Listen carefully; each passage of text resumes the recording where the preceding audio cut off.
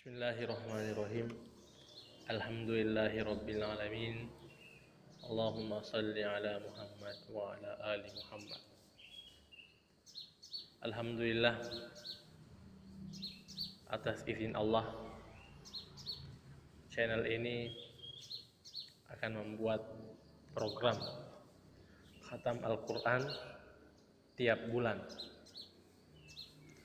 Khatam dalam Al-Quran satu kali dalam sebulan.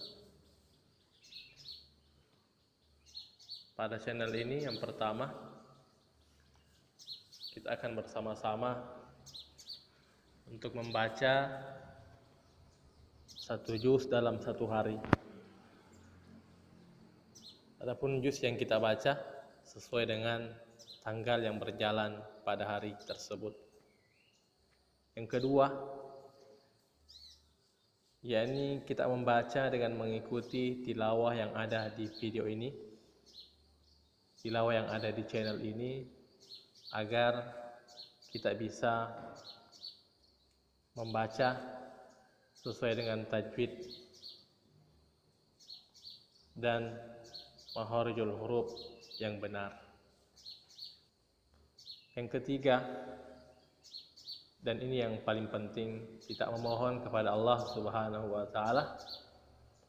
agar Allah memberikan sifat istiqomah kepada kita semua dalam hal tilawah Al-Quran. Salah satu doa yang diajarkan oleh Nabi kita Muhammad SAW, yakni Allahumma ya muqallibal qulub sabbit qulubana ala dinik wa ta'ati. Ya Allah yang maha membolak-bolakkan hati, tetapkanlah hati kami pada agamamu dan pada ketaatan melakukan perintahmu. Demikian sepatah kata pembukaan untuk channel Khatam Al-Quran satu kali sebulan. Terima kasih. Assalamualaikum warahmatullahi wabarakatuh. Bismillahirrahmanirrahim. Baiklah, adapun yang perlu kita perhatikan sebelum membaca Al-Quran, yakni adab dalam membaca Al-Quran. Yang pertama, memiliki wudu atau suci. Meskipun ini bukan suatu kewajiban, akan tetapi membaca Al-Quran dengan memiliki wudu memiliki suatu keutamaan yang besar. Allah Subhanahu wa Ta'ala berfirman,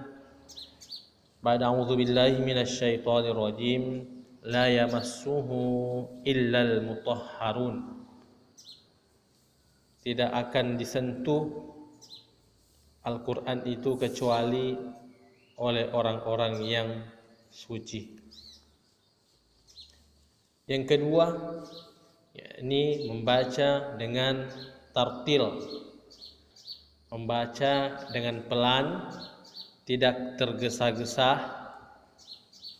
memperjelas penyebutan huruf atau makharijul huruf, memperbagus suara, mengikuti suatu lagu qiraat atau murattal. Itu semua bagian dari tartil. Allah juga Subhanahu wa Ta'ala berfirman, ba'da a'udzu billahi minasyaitonir rajim warattilil qur'ana tartila. Dan bacalah Al-Quran dengan tartil. Yang ketiga, membaca Al-Quran dengan khusyuk. Betul-betul kita menghadirkan hati kita pada saat membaca Al-Quran, tidak lain hanya kepada Allah Subhanahu wa Ta'ala. Maka dari ini penting untuk kita mengetahui tips bagaimana agar kita bisa khusyuk dalam membaca Al-Quran. Salah satunya yakni memahami atau paling tidak mengetahui apa yang dimaksudkan oleh ayat yang kita baca.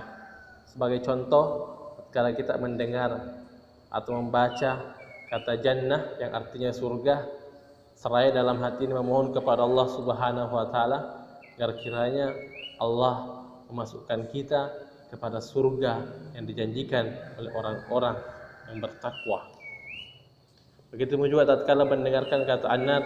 kita mohon kepada Allah Subhanahu wa taala agar Allah tidak memasukkan ke tempat yang terlaknat tersebut.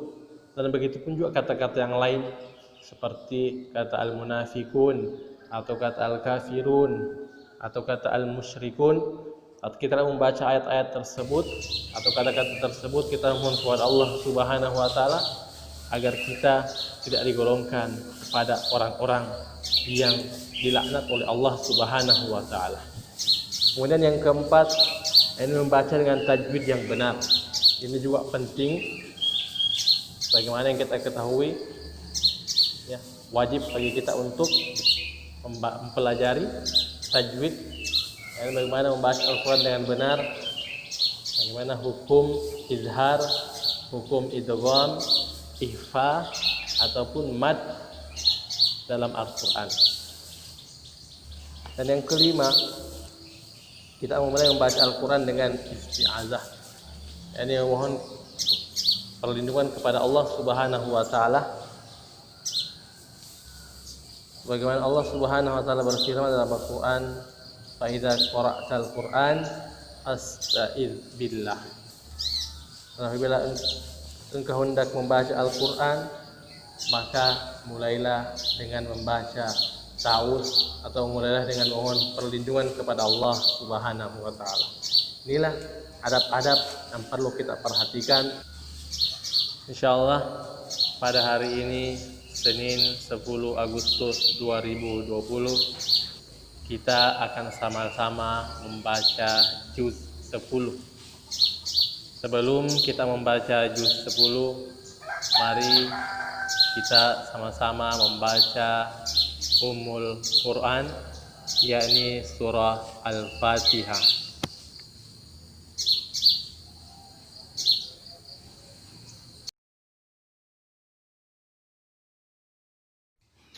A'udzu billahi minasy syaithanir rajim. Bismillahirrahmanirrahim. Alhamdulillahi rabbil alamin.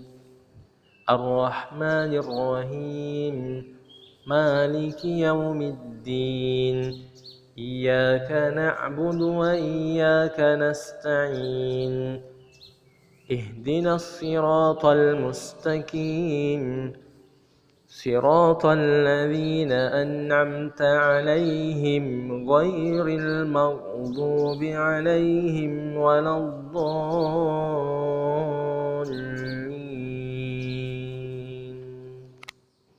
آمين.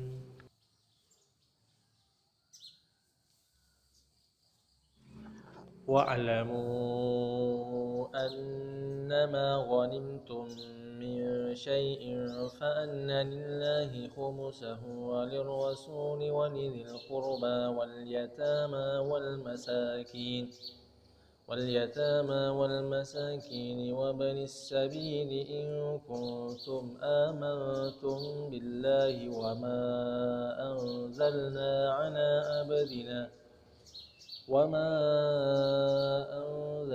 على عبدنا يوم الفرقان يوم التقى الجمعان والله على كل شيء قدير إذ أنتم بالعدوة الدنيا وهم بالعدوة القصوى والركب أسفل منكم ولو تواعدتم لاختلفتم في الميعاد ولكن ليقضي الله أمرا كان مفعولا ليهلك من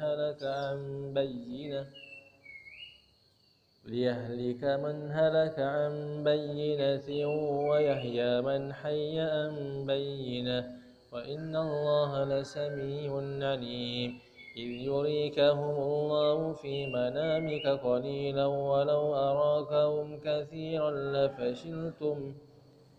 ولو أراكهم كثيرا لفشلتم ولتنازعتم في الأمر ولكن الله سلم إنه عليم بذات الصدور وإذ يريكموهم إذ التقيتم في أعينكم قليلا ويقللكم في أعينهم ليقضي الله أمرا كان مفعولا وإلى الله ترجع الأمور يا أيها الذين آمنوا إذا لقيتم فئة فاثبتوا واذكروا الله كثيرا لعلكم تفلحون وأطيعوا الله ورسوله ولا تنازعوا فتفشلوا وتذهب ريحكم واصبروا إن الله مع الصابرين ولا تكونوا كالذين خرجوا من ديارهم بطرا ورئاء الناس ويصدون عن سبيل الله والله بما يعملون محيط وإذ زين لهم الشيطان أعمالهم وقال لا غالب لكم اليوم من الناس وإني جار لكم فلما تراءت الفئتان نكص على عقبيه وقال إني بريء منكم إني أرى ما لا ترون إني أخاف الله والله شديد العقاب إذ يقول المنافقون والذين في قلوبهم مرض غر هؤلاء دينهم ومن يتوكل على الله فإن الله عزيز حكيم ولو ترى إذ يتوفى الذين كفروا الملائكة يضربون وجوههم وأدبارهم وذوقوا عذاب الحريق ذلك بما قدمت أيديكم وأن الله ليس بظلام للعبيد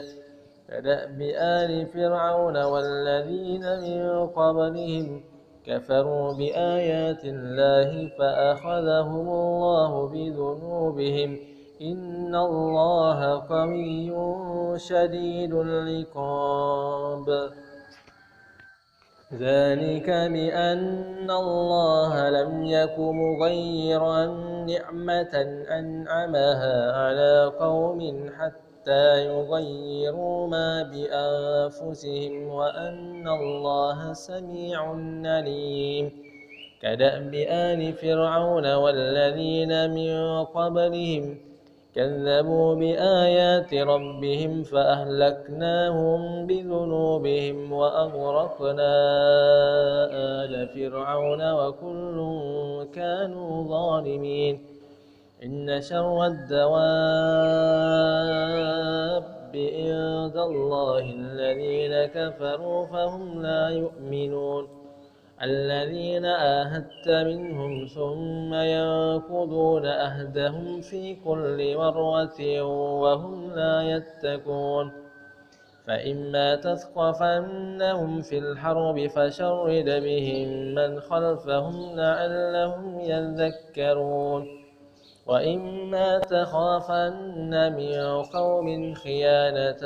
فانبذ إليهم على سواء إن الله لا يحب الخائنين ولا يحسبن الذين كفروا سبقوا إنهم لا يعجزون وأعدوا لهم ما استطعتم من قوة ومن رباط الخيل ترهبون به عدو الله وعدوكم وآخرين من دونهم لا تعلمونهم الله يعلمهم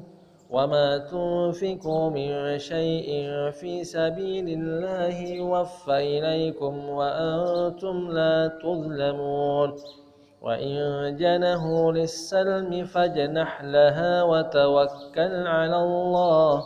إنه هو السميع العليم وإن يريدوا أن يخدعوك فإن حسبك الله هو الذي أيدك بنصره وبالمؤمنين وألف بين قلوبهم لو أنفقت ما في الأرض جميعا ما ألفت بين قلوبهم ولكن الله ألف بينهم إنه عزيز حكيم يا أيها النبي حسبك الله ومن اتبعك من المؤمنين يا أيها النبي حرض المؤمنين على القتال إن يكن منكم 20 صابرون يغلبوا 200 وإن يكن منكم 100 يغلبوا 1000 من الذين كفروا بأنهم قوم لا يفقهون الآن خفف الله عنكم وعلم أن فيكم ضعفا فإن يكن منكم 100 صابرة يغلبوا 200 وإن يكن منكم 1000 يغلبوا 2000 بإذن الله والله مع الصابرين ما كان لنبي أن يكون له أسرى حتى يثخن في الأرض تريدون عرض الدنيا والله يريد الآخرة والله عزيز حكيم لولا كتاب من الله سبق لمسكم فيما أخذتم عذاب عظيم فكلوا مما ظلمتم حلالا طيبا واتقوا الله إن الله غفور رحيم يا أيها النبي قل لمن في أيديكم من الأسرى إن يعلم الله في قلوبكم خيرا يؤتكم خيرا مما أخذ منكم ويغفر لكم والله غفور رحيم وإن يريدوا خيانتك فقد خانوا الله من قبل فأمكن منهم والله عليم حكيم إن الذين آمنوا وهاجروا وجاهدوا بأموالهم وأنفسهم في سبيل الله والذين آووا ونصروا أولئك بعضهم أولياء بعض والذين آمنوا ولم يهاجروا ما لكم من ولايتهم من شيء حتى يهاجروا وإن استنصروكم في الدين فعليكم النصر إلا على قوم بينكم وبينهم ميثاق والله بما تعملون بصير والذين كفروا بعضهم أولياء بعض إلا تفعلوه تكن فتنة في الأرض وفساد كبير والذين آمنوا وهاجروا وجاهدوا في سبيل الله والذين آووا ونصروا أولئك هم المؤمنون حقا لهم مغفرة ورزق كريم والذين آمنوا من بعد وهاجروا وجاهدوا معكم فأولئك منكم وأولو الأرحام بعضهم أولى ببعض في كتاب الله إن الله بكل شيء عليم براءة من الله ورسوله إلى الذين عاهدتم من المشركين فسيحوا في الأرض 4 أشهر واعلموا أنكم غير معجز الله وأن الله مخزي الكافرين وأذان من الله ورسوله إلى الناس يوم الحج الأكبر أن الله بريء من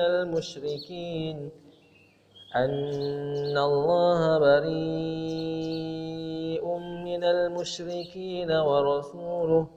فإن تبتم فهو خير لكم وإن توليتم فاعلموا أنكم غير معجز الله وبشر الذين كفروا بعذاب أليم إلا الذين عاهدتم من المشركين ثم لم ينكثوكم شيئا ولم يظاهروا عليكم أحدا فأتموا إليهم أحدهم إلى مدتهم إن الله يحب المتقين فإذا انسلخ الأشهر الحرم فاقتلوا المشركين حيث وجدتموهم وخذوهم واحصروهم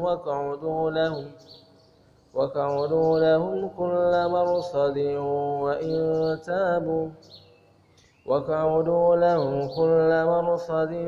فإن تابوا وأقاموا الصلاة وآتوا الزكاة فخلوا سبيلهم إن الله غفور رحيم وإن أحد من المشركين استجارك فأجره حتى يسمع كلام الله ثم أبلغه مأمنه ذلك بأنهم قوم لا يعلمون كيف يكون للمشركين عهد عند الله وعند رسوله إلا الذين عاهدتم عند المسجد الحرام فما استقاموا لكم فاستقيموا لهم إن الله يحب المتقين كيف وإن يظهروا عليكم لا يرقبوا فيكم إلا ولا ذمة يرضونكم بأفواههم وتأبى قلوبهم وأكثرهم فاسقون اشتروا بآيات الله ثمنا قليلا فصدوا عن سبيله إنهم ساء ما كانوا يعملون لا يرقبون في مؤمن إلا ولا ذمة وأولئك هم المعتدون فإن تابوا وأقاموا الصلاة وآتوا الزكاة فإخوانكم في الدين ونفصل الآيات لقوم يعلمون وإن نكثوا أيمانهم من بعد أهدهم وطعنوا في دينكم فقاتلوا أئمة الكفر إنهم لا أيمان لهم لعلهم ينتهون ألا تقاتلون قوما نكثوا أيمانهم وهموا بإخراج الرسول وهم بدؤوكم أول مرة أتخشونهم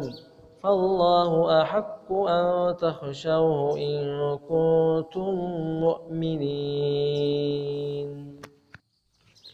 قاتلوهم يعذبهم الله بأيديكم ويخزهم وينصركم عليهم ويشف صدور قوم مؤمنين ويذهب غيظ قلوبهم ويتوب الله على من يشاء والله عليم حكيم أم حسبتم أن تتركوا ولما يعلم الله الذين جاهدوا منكم ولم يتخذوا من دون الله ولا رسوله ولا المؤمنين وليجة والله خبير بما تعملون ما كان للمشركين أن يأمروا مساجد الله شاهدين على أنفسهم بالكفر أولئك حبطت أعمالهم وفي النار هم خالدون إنما يعمر مساجد الله من آمن بالله واليوم الآخر وأقام الصلاة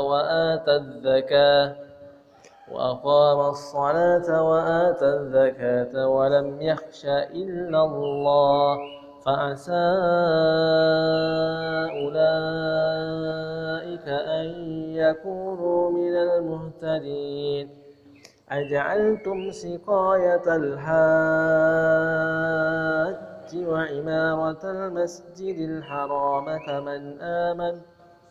وعمارة المسجد الحرام كمن آمن بالله واليوم الآخر وجاهد في سبيل الله لا يستوون عند الله والله لا يهدي القوم الظالمين الذين آمنوا وهاجروا وجاهدوا في سبيل الله بأموالهم وأنفسهم أعظم درجة عند الله وأولئك هم الفائزون يبشرهم ربهم برحمة منه ورضوان وجنات لهم فيها نعيم مقيم خالدين فيها أبدا إن الله عنده أجر عظيم يا أيها الذين آمنوا لا تتخذوا آباءكم وإخوانكم أولياء إن استحبوا الكفر على الإيمان ومن يتولهم منكم فأولئك هم الظالمون قل إن كان آباؤكم وأبناؤكم وإخوانكم وأزواجكم وعشيرتكم وأموال اقترفتموها وتجارة تخشون كسادها ومساكن ترضونها أحب إليكم من الله ورسوله وجهاد في سبيله فتربصوا حتى يأتي الله بأمره والله لا يهدي القوم الفاسقين لقد نصركم الله في مواطن كثيرة ويوم هنين إذ أعجبتكم كثرتكم فلم تغن عنكم شيئا وضاقت عليكم الأرض بما رهبت ثم وليتم مدبرين ثم أنزل الله سكينته على رسوله وعلى المؤمنين وأنزل جنودا لم تروها وعذب الذين كفروا وذلك جزاء الكافرين ثم يتوب الله من بعد ذلك على من يشاء والله غفور رحيم يا أيها الذين آمنوا إنما المشركون نجس فلا يقربوا المسجد الحرام بعد عامهم هذا وإن خفتم عيلة فسوف يغنيكم الله من فضله إن شاء إن الله عليم حكيم قاتلوا الذين لا يؤمنون بالله ولا باليوم الآخر ولا يحرمون ما حرم الله ورسوله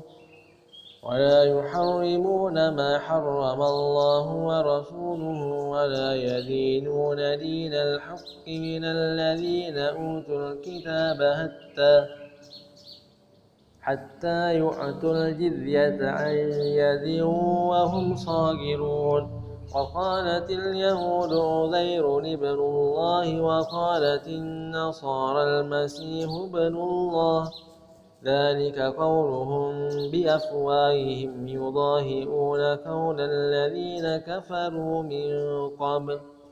قاتلهم الله أنى يؤفكون اتخذوا أحبارهم ورهبانهم أربابا من دون الله والمسيح ابن مريم وما أمروا إلا ليعبدوا إلها واحدا لا إله إلا هو سبحانه عما يشركون يريدون أن يطفئوا نور الله بأفواههم ويأبى الله إلا أن يتم نوره ولو كره الكافرون هو الذي أرسل رسوله بالهدى ودين الحق ليظهره على الدين كله ولو كره المشركون يا أيها الذين آمنوا إن كثيرا من الأحبار والرهبان ليأكلون أموال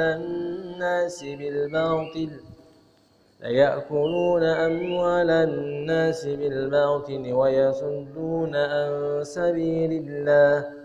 والذين يكنزون الذهب والفضة ولا ينفقونها في سبيل الله فبشرهم بعذاب أليم يوم يحمى عليها في نار جهنم فتقوى بها جباههم وجنوبهم وظهورهم هذا ما كنزتم لأنفسكم فذوقوا ما كنتم تكنزون إن عدة الشهور عند الله 12 شهرا في كتاب الله يوم خلق السماوات والأرض منها 4 حرم ذلك الدين القيم فلا تظلموا فيهن أنفسكم وقاتلوا المشركين كافة كما يقاتلونكم كافة واعلموا أن الله مع المتقين إنما النسيء زيادة في الكفر يضل به الذين كفروا يحلونه عاما ويحرمونه عاما ليواتوا عدة ما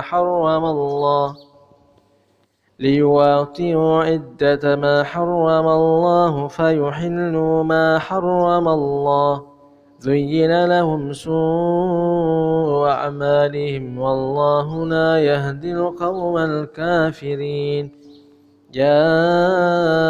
أيها الذين آمنوا ما لكم إذا قيل لكم انفروا في سبيل الله اثاقلتم إلى الأرض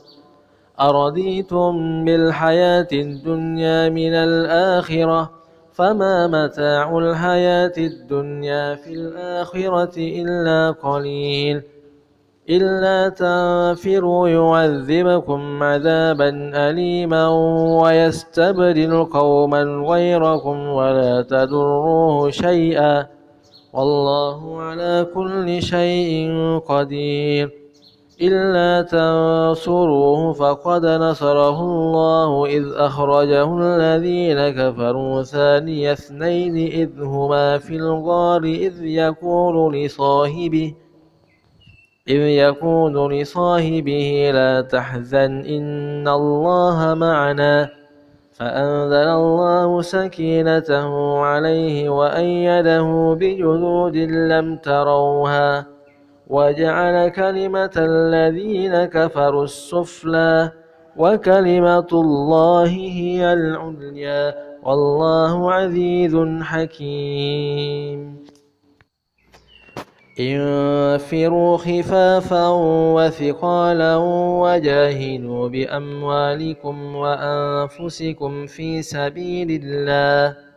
ذلكم خير لكم إن كنتم تعلمون لو كان أرادا قريبا وسفرا قاصدا لاتبعوك ولكن بعدت عليهم الشقة وسيحلفون بالله لو استطعنا لخرجنا معكم يهلكون أنفسهم الله يعلم إنهم لكاذبون عفى الله عنك لما أذنت لهم حتى يتبين لك الذين صدقوا وتعلم الكاذبين لا يستأذنك الذين يؤمنون بالله واليوم الآخر أن يجاهدوا بأموالهم وأنفسهم والله عليم بالمتقين إنما يستأذنك الذين لا يؤمنون بالله واليوم الآخر وارتابت قلوبهم فهم في ريبهم يترددون ولو أرادوا الخروج لأعدوا له عدة ولكن كره الله بعاثهم فثبتهم وقيل اقعدوا مع القائدين لو خرجوا فيكم ما زادوكم إلا خبالا ولأوضعوا خلالكم يبغونكم الفتنة وفيكم سماعون لهم والله عليم بالظالمين لقد ابتغوا الفتنة من قبل وقلبوا لك الأمور حتى جاء الحق وظهر أمر الله وهم كارهون ومنهم من يقول ذعلني ولا تفتني ومنهم من يقول ائذن ولا تفتني ألا في الفتنة سقطوا وإن جهنم لمحيطة بالكافرين إن تصبك حسنة تسؤهم وإن تصبك مصيبة يكونوا قد أخذنا أمرنا من قبل ويتولوا وهم فرحون قل لن يصيبنا إلا ما كتب الله لنا هو مولانا وعلى الله فليتوكل المؤمنون قل هل تربصون بنا إلا إحدى الحسنيين ونحن نتربص بكم أن يصيبكم الله بعذاب من عنده أو بأيدينا فتربصوا إنا معكم متربصون قل أنفقوا طوعا أو كرها لن يتقبل منكم إنكم كنتم قوما فاسقين وما منعهم أن تقبل منهم نفقاتهم إلا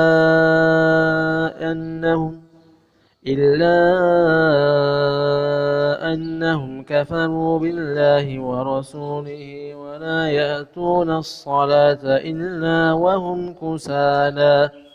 ولا ينفقون إلا وهم كارهون فلا تعجبك أموالهم ولا أولادهم إنما يريد الله ليعذبهم بها في الحياة الدنيا وتزهق أنفسهم وهم كافرون ويحلفون بالله إنهم لمنكم وما هم منكم ولكنهم قوم يفرقون لو يجدون ملجأ أو مغارات أو مدخلا لولوا إليه وهم يجمعون ومنهم من يلمذك في الصدقات فإن أعطوا منها رضوا وإن لم يعطوا منها إذا هم يسخطون ولو أنهم رضوا ما آتاهم الله ورسوله وقالوا حسبنا الله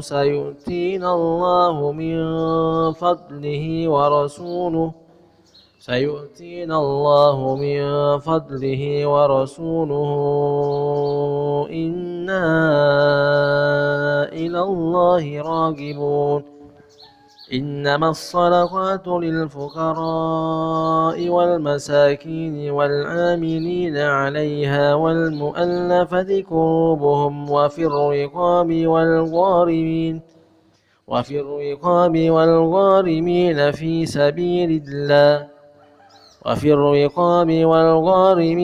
في سبيل الله وابن السبيل فريضة من الله والله عليم حكيم ومنهم الذين يؤذون النبي ويقولون هو أذن قل أذن خير لكم يؤمن بالله ويؤمن للمؤمنين ورحمة للذين آمنوا منكم والذين يؤذون رسول الله لهم عذاب أليم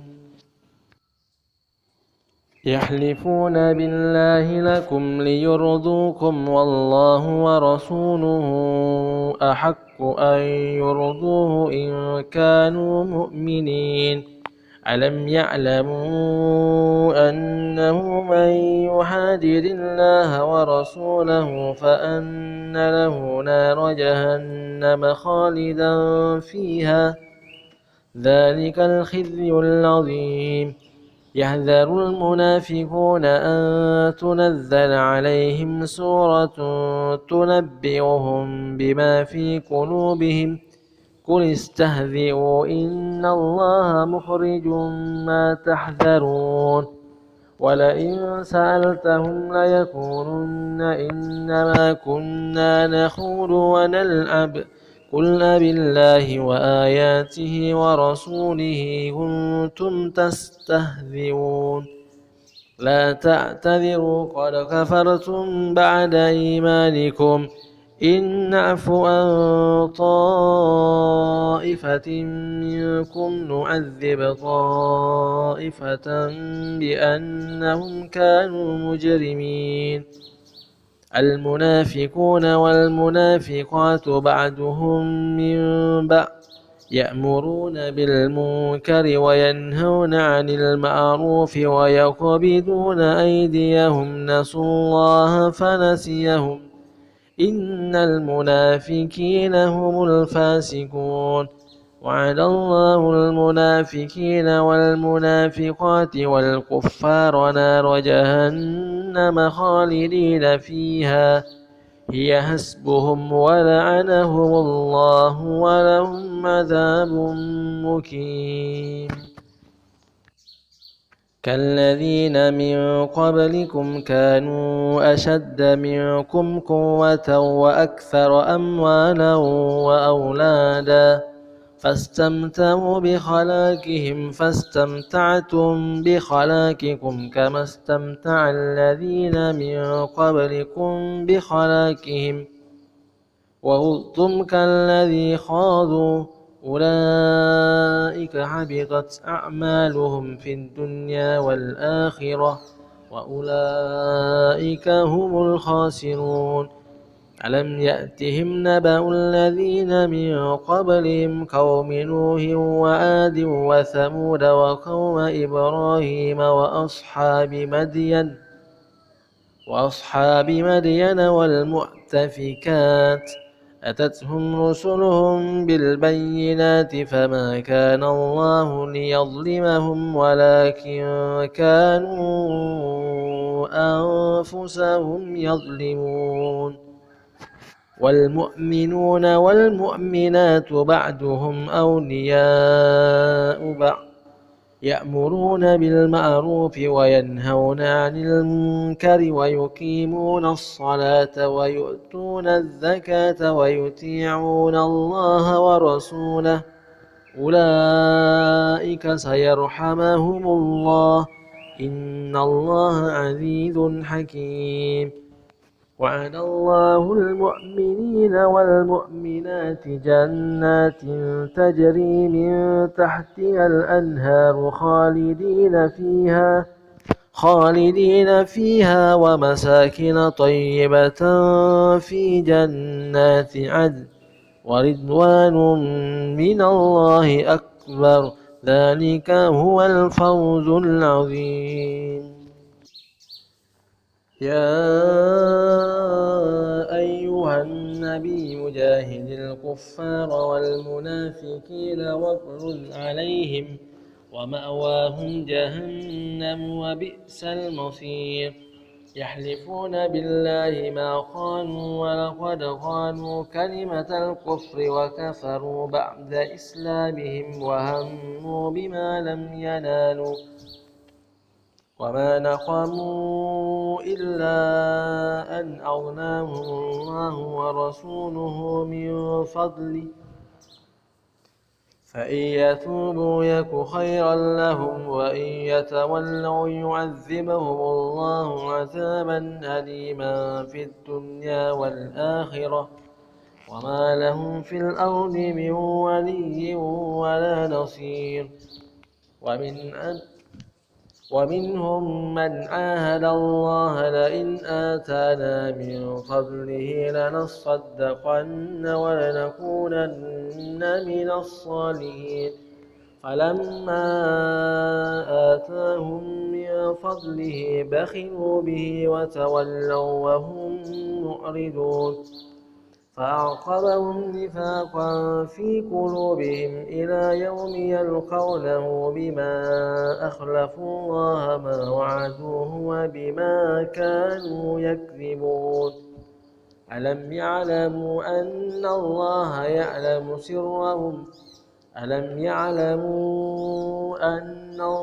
يعلم سرهم ونجواهم وأن الله علام الغيوب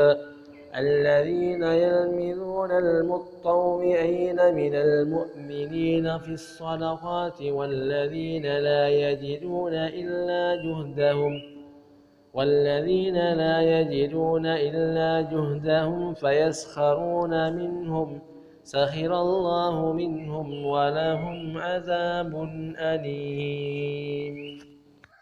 استغفر لهم أو لا تستغفر لهم إن تستغفر لهم 70 مرة فلن يغفر الله لهم ذلك بأنهم كفروا بالله ورسوله والله لا يهدي القوم الفاسقين فرح المخلفون بمقعدهم خلاف رسول الله وكرهوا أن يجاهدوا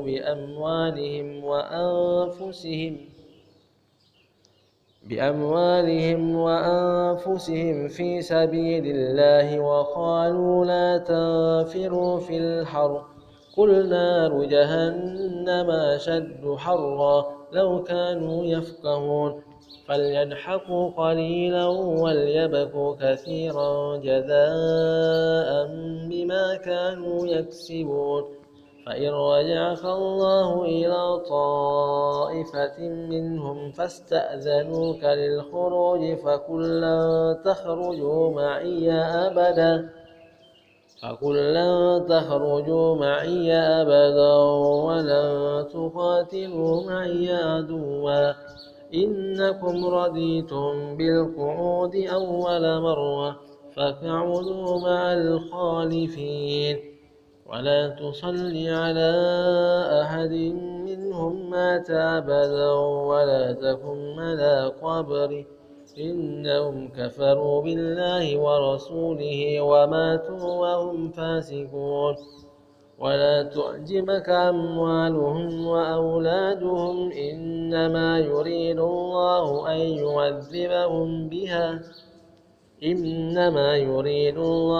يعذبهم بها في الدنيا وتزهق أنفسهم وهم كافرون وإذا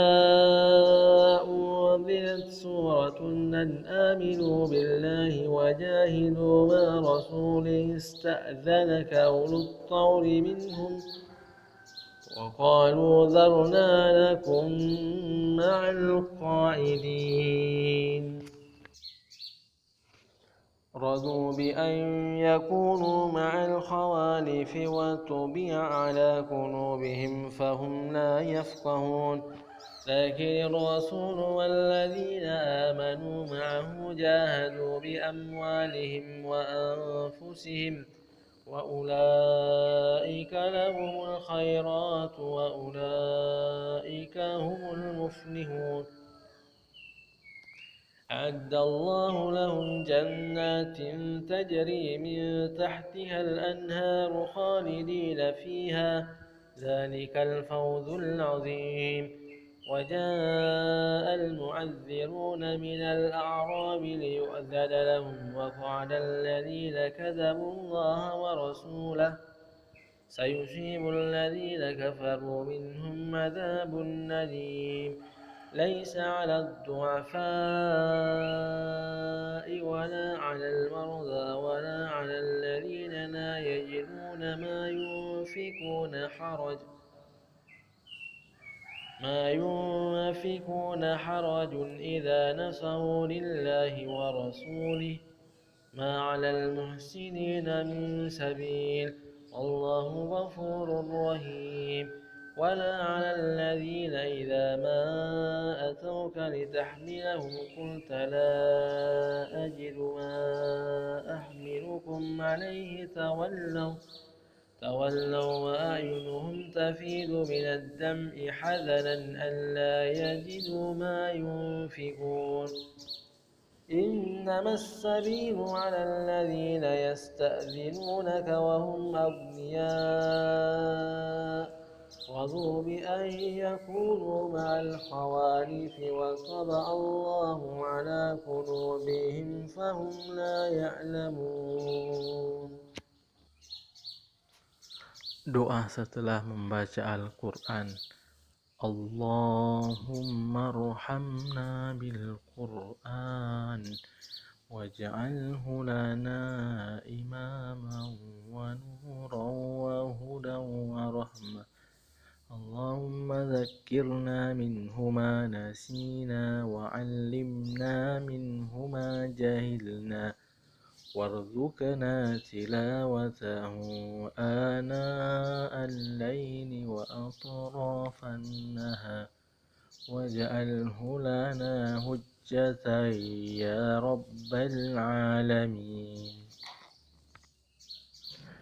Alhamdulillah, kita telah membaca juz 10 secara bersama-sama. Insyaallah besok pada hari Selasa 11 Agustus kita kembali melanjutkan membaca juz 11 melalui channel ini, channel Utlu Ma Uhiya. Untuk itu sekiranya video ini bermanfaat, mohon di-share, like, comment, and subscribe. Sekian. Jazakallahu khairan.